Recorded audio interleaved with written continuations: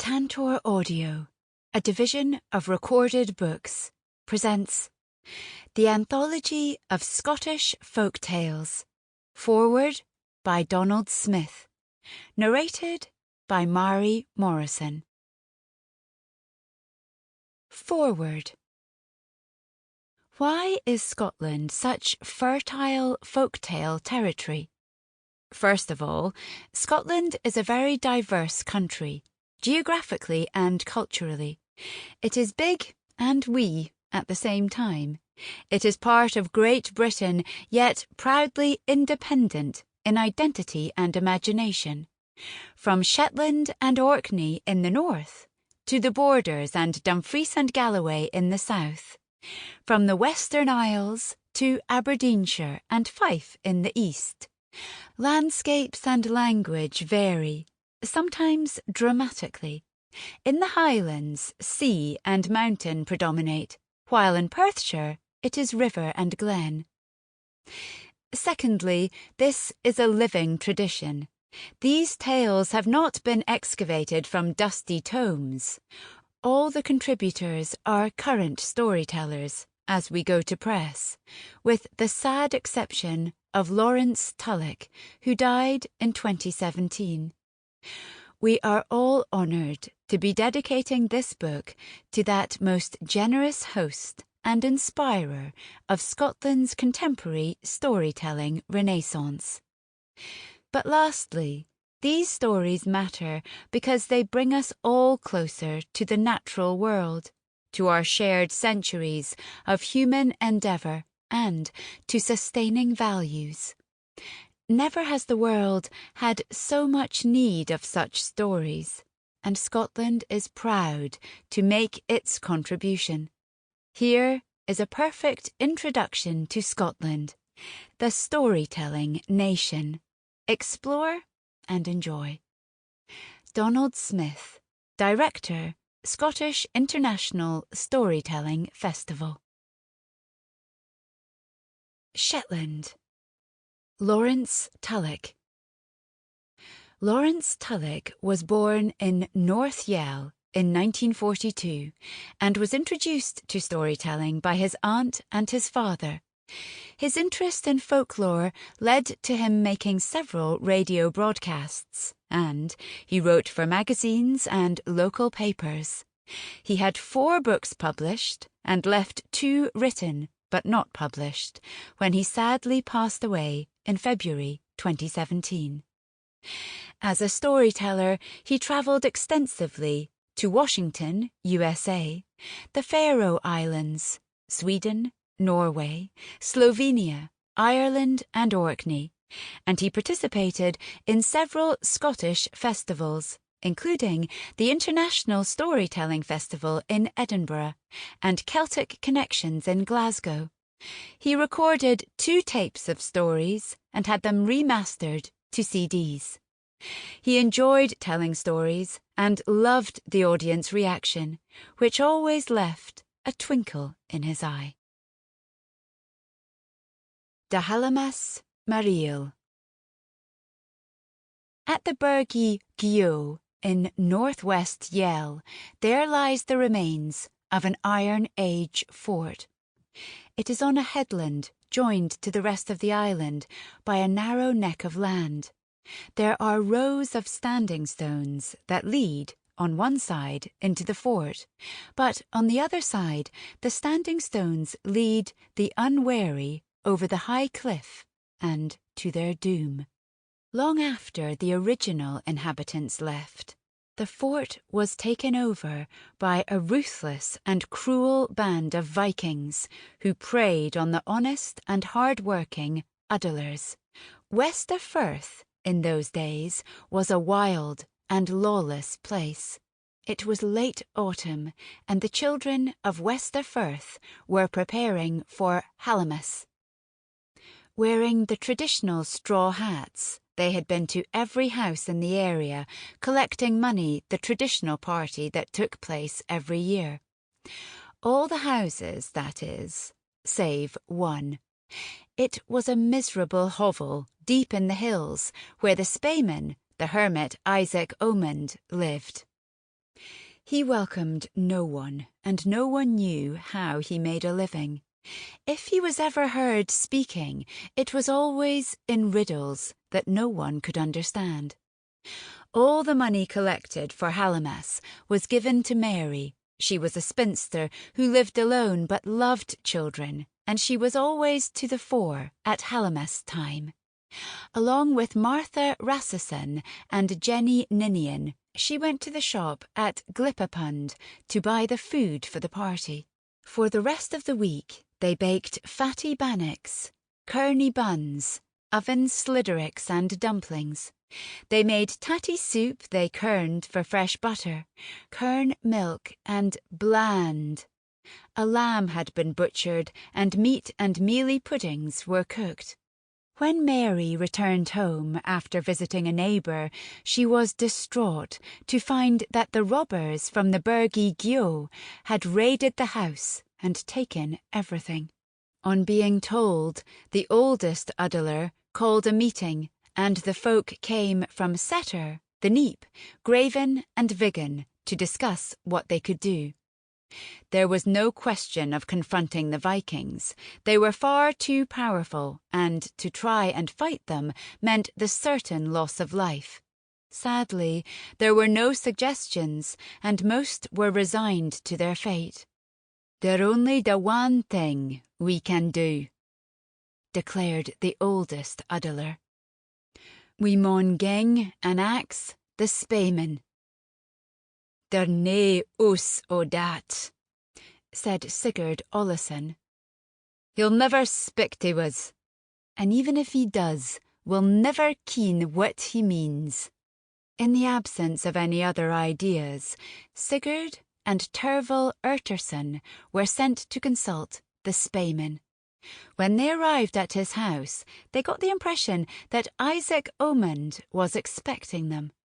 He was outside, a tiny man dressed in rags. He had a long grey beard, and he had not washed for a very long time. He never gave them a chance to speak, but said in a shrill, wavering voice, "The Burgi Joe men are fat and greedy, while we's pure folk are tin and needy.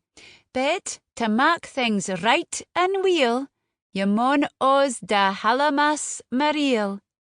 So saying, he went inside and shut the door, leaving Sigurd and Tervel speechless.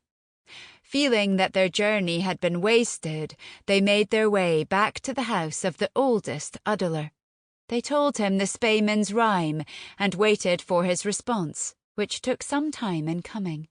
"The only placet we can get Mariel fae is this sea, so some o' ye'll hae to gang to da craigs." They saw it as futile, but they did as they were told. They took their homemade rods and began fishing from the rocks. When the light began to fade, they were astonished at the Mariel in the water. They had never seen anything like it. The sea, the fish, and the fishing line flashed with ribbons of fire. On the way home, Sigurd suddenly had an idea of how they could use the Mariel.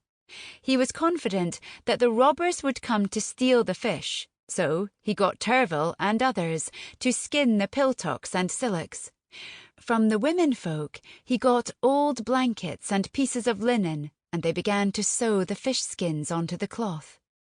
6 men donned the Mariel-covered cloth, and they set off westwards towards the Burgi Gyo, but hid below the banks of the burn to keep watch for the robbers. The Mariel flashed like green fire in the moonlight. They did not have to wait long, and all the men kept low until Sigurd gave the shout, and they all leaped up shouting, jumping, and waving their arms. The effect on the robbers was amazing. They were terrified and turned tail and ran back towards the Burgi Gyo as fast as they could go. The Westerfirth men followed, screaming and shouting. The robbers, in their panic, followed the wrong set of standing stones, and every last one of them disappeared over the cliff to their death. In the days that followed, the Westerfirth men ventured into the fort and found it empty of people. But they were able to recover many of the things that the robbers had stolen from them over the years. And so the community enjoyed the best ever Hallowmas, and they were able to live in peace and with plenty ever after. Mhairi and the Trow. Mhairi was a widow who lived with her 3 sons. They were all big, healthy young men, and their mother found it very hard to feed them. They were very poor. Money was in short supply, since the man of the house had been lost at sea. At the start of every winter, they had a few potatoes, a small barrel of salted herrings, and a ball, 140 pounds, of oatmeal. As the boys got bigger, Mhairi found it harder and harder to make this scanty supply of food last all winter. There came the time, the winter still had a distance to go, when the last of the herring was taken from the barrel, and the last of the meal was taken from the gurner. As they ate this frugal meal, Mhairi explained that they had no more food left, and hungry days lay ahead. The following day, the boys were all as hungry as ever, and there was no food. "What are we going to do?" asked the oldest son. "We shall have to become beggars. There is nothing else for it," he was told. The old woman who lived close by always seemed to have plenty of food, so the same boy volunteered to go and ask her. He knocked on her door, and she came and answered it. "All of our food has been eaten. We are all going hungry. Please, can you give us something to eat?" He could see into the kitchen of the house. He could see that the cupboard door was open, and the shelves were laden with food. There was bread, cheese, cooked meat, oatmeal, flour, tea, coffee, and jar after jar of jam and preserves. The cupboard was filled to overflowing. The old woman gave the boy a withering look. "Go away! How dare to come to my door begging? I have nothing to give you, and do not come back, or it will be worse for you." He came back home to his mother and his brothers, crying. He was a big boy, and crying was for babies, but he was so hungry, and he could not understand how that woman could be so hard and unkind. "Some folk are like that, son," his mother said. "Be pleased that we are different." Late in the afternoon, a knock came to the door, and standing on the doorstep was a little old man with grey hair and twinkling blue eyes, but dressed in rags. "Can you give me something to eat?" he asked. "I have been on the road for 2 days without any food at all." Mhairi explained to him that they had no food either, but he was welcome to come in and warm himself by the fire. The old man thanked her and came into the kitchen. After he had settled down and was speaking to the boys, Mhairi went to the herring barrel. There were no herring in it, she knew that, but there was some brine. She went to the meal gurner and, using a small brush made from the grass that grew near the shore, she swept the corners of the box, the lid and the bottom. Mhairi was surprised at how much she got from the gurner. She took it and mixed it with the brine. It was enough that everyone got a small amount in a cup, but Mhairi had hardly any for herself. The old man sat by the fire and asked if he could stay with them overnight. "We have no bed for you, but you are welcome to stay by the fire. We have plenty of peats, so at least you can be warm," Mhairi replied. The following morning, one of the boys went to the well for a bucket of water, and each of them had a drink. The old man took his departure, and he thanked the family for their hospitality. They all said goodbye, and the old man walked away. The boys had gone back indoors, and Mhairi was about to turn in and shut the door when the man turned back and spoke again to Mhairi. "That meal and brine that we had last night, was that really the very last of your food?" he asked. Mhairi told him that it was the last, and she had no idea what they would have from now on. The old man considered for a time, and then said, "It is a very special person who will share the very last that they have." With that, he turned and walked away. Inside, there was a gloom settling over the house. Mhairi hated to see the boys so hungry, and they were trying very hard not to complain. The fire burned down low, and one of the boys went to the stack for a basketful of peats. At least they could be warm, he thought. When he came back, Mhairi stoked up the fire. The peats were quite big, and Mhairi broke one in two. Something fell from the peat and tinkled on the floor. When Mhairi picked it up, she saw that it was a gold coin. She broke another peat, and out came another gold coin. Every peat proved to have a gold coin inside it, and Mhairi knew that the old man that visited was a trove, and this was his way of saying thanks. There was no more hunger for Mhairi and the boys. They could buy anything they wanted. This did not go unnoticed. The old woman who refused to help them was curious to know where Mhairi's money came from. She spied on the family and saw Mhairi breaking peats and picking up the coins. The woman waited until after dark and stole peats from Mhairi's peat stack. She was not content with a basketful, so she took several and brought them into her kitchen.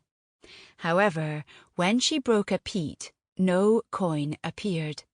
Instead, a mouse dropped to the floor and scuttled away, looking for a place to hide.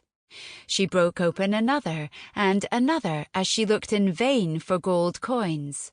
But all she got was more and more mice. The mice multiplied like mad, and soon the house was overrun with them. They got into her larder, and they devoured every morsel of food that she had. In no time she had nothing to eat. The mice had consumed everything. She endured 2 days of hunger and misery before she was reduced to begging. She knew that Mhairi now had plenty, so she came to Mhairi's door and was greeted by the same boy that she had turned away from her own door. The old woman told him that mice had overrun her home. She had no food, she was very hungry, and could they please give her something? "I will give you exactly the same as you gave me when we had nothing," he told her, and slammed the door in her face. Mhairi asked him who he had been speaking to. "It was that old woman from next door," he said. "She has the cheek to ask us for food, and I have not forgotten how she treated me when I asked her for food." "Have you forgotten what I told you?" Mhairi asked him. "I told you that we were not like her." She opened the door and called the old woman back. "Come in," she said. "Come in and sit by the fire, and you can share the food that I am cooking. As long as we have any food, you shall never go hungry." Orkney. Tom Muir. Tom Muir tells stories from his native Orkney Islands and has travelled the world, from the Arctic's Northwest Passage to the shores of the South China Seas and many countries in between. He has published books on Orkney folk tales, making these stories accessible to everyone so that they will continue to be retold. It has been his lifelong work to save Orkney stories for future generations. He and his wife Rhonda have created the website orkneyology.com and teamed up with Robert Gordon University to create a free Orkney Folklore Trail app, telling folk tales in the landscape. Tom works as engagement exhibitions officer at the Orkney Museum. Assipattle and the stoor worm. There was once a farmer who lived on a fine farm called Leagar, which lay in a valley by the side of a stream. The farmer had a wife and 7 sons, and they all worked hard on the farm. Well, that's not strictly true. You see, the parents and 6 elder sons worked hard, but the youngest son did nothing but lie beside the fire, raking through the ashes. So they called him Assipattle, which means ash raker. Assipattle regularly became covered with ashes, and when he went out, the ash would blow from him like smoke from a bonfire. The boy was also a great storyteller, although in his stories he was always the hero who killed the dragon and married the princess. His brothers hated him, and they would kick him on their way out the door, while his parents would just shake their heads sadly when they looked at him. Now, one day, a terrible thing happened. The stoor worm arrived at the land where Assipattle lived. This was no ordinary stoor worm, but the meester stoor worm, the oldest, biggest, and baddest stoor worm in the sea. A sea monster so big that it was wrapped right around the world, and when it moved, caused earthquakes and tidal waves. It could crush the mightiest ship between the forks of its tongue, or sweep whole villages into its mouth. And, if that wasn't bad enough, its breath was poisonous and would kill any living thing it touched. What was worse, it was now lying off the coast of the land where Assipattle lived, and it had started to yawn. This was a bad sign, because it didn't mean that the stoor worm was tired. It meant that it was hungry, and it wanted to be fed. The king gathered together all his advisers and asked them what could be done. No one had any idea, but one of them, who was slightly smarter than the rest, suggested that they ask the Spaeman, who lived on the side of the mountain. A Spaeman is a wizard, and this one was the cleverest man in all the kingdom. He had a long white beard and carried a staff in his hand. He gave the problem much thought before speaking, saying, "Your Majesty, the stoor worm has travelled all over the world and eaten all sorts of exotic people. But now it is old and has developed a bit of a sweet tooth. If you were to feed it 7 maidens for its breakfast every Saturday morning, then it would spare the rest of the kingdom." So, every Saturday morning, 7 maidens were bound hand and foot and placed on a flat rock in front of the stoor worm's head. When it woke, it yawned 7 great yawns, and then flicked out its tongue and picked the girls up, one by one, between the forks of its tongue, gobbling them up like sweeties. One Saturday morning, Assipattle and his family went to see the stoor worm eat his terrible breakfast. The old man went white. "There will soon be no more girls left in this land," he cried. "And I have 7 sons. Who will they marry? Who will look after us in our old age if there are no more children?" "Don't worry," said Assipattle. "I'll fight the stoor worm and kill it." His brothers laughed and threw stones at him until he ran away. That evening, his mother told Assipattle to go to the barn where his brothers were threshing corn and tell them to come in for their supper.